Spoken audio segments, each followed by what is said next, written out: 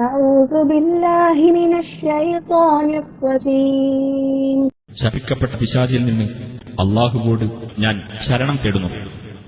وجاءت سيارة فأرسلوا واردهم فأدلى دلوه قال يا بشرى هذا غلام وأسروه بضاعة والله عليم بما يعملون. ഒരു യാത്രാസംഘം വന്നു.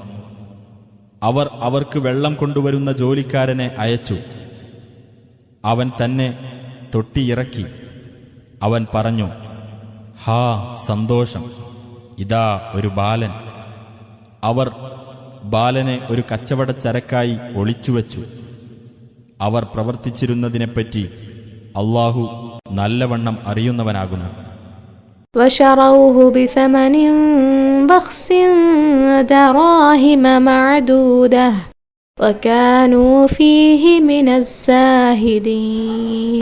അവർ അവനെ തുച്ഛമായ ഒരു വിലക്ക് അഥവാ ഏതാനും വെള്ളിക്കാശിന് വിൽക്കുകയും ചെയ്തു. അവർ അവന്റെ കാര്യത്തിൽ താൽപര്യമില്ലാത്തവരുടെ കൂട്ടത്തിലായിരുന്നു.